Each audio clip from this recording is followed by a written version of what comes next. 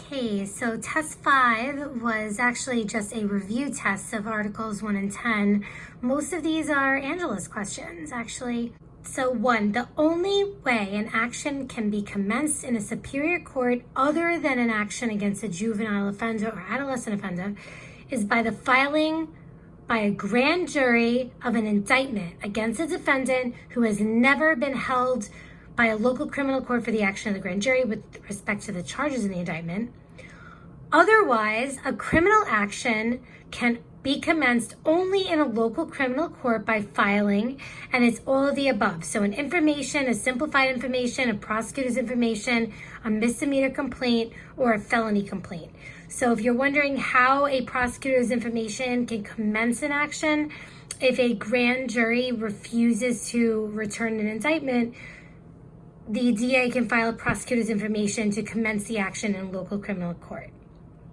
And that's why 2 is false, because a prosecutor's information can only be filed in a local criminal court. So if the prosecutor is going to prosecute someone in superior court, there can be an indictment where the top count is a misdemeanor. But you cannot have a prosecutor's information in superior court. That is a local criminal court accusatory instrument. 3, this accusatory instrument can never be used as the basis of prosecution under any circumstances, and the answer is a felony complaint. That can never be used as the basis for prosecution. It's rare that you have something where it's a never or an always with no exceptions. This is one of those times. 4, this accusatory instrument can only be the basis of prosecution if the defendant consents, and that is a misdemeanor complaint. 5, the only accusatory instrument that is filed by a grand jury is an indictment. 6, an indictment must charge at least one crime. So the way they can trick you on that is by saying a felony, and it's not a felony, it's a misdemeanor or a felony. At least one crime. So the best answer here was at least a misdemeanor, but may also charge felonies and other offenses.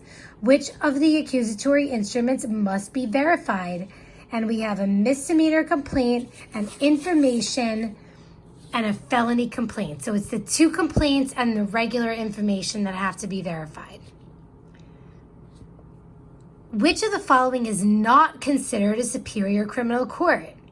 And basically all of those listed there, Shelter Island Town Court, Glen Cove City Court, Southampton Village Court, New York City Criminal Court, and the justices and judge sitting as a local criminal court, all of those are local criminal courts. The only one that qualified on this list was the county court, and the other choice could have been a Supreme Court.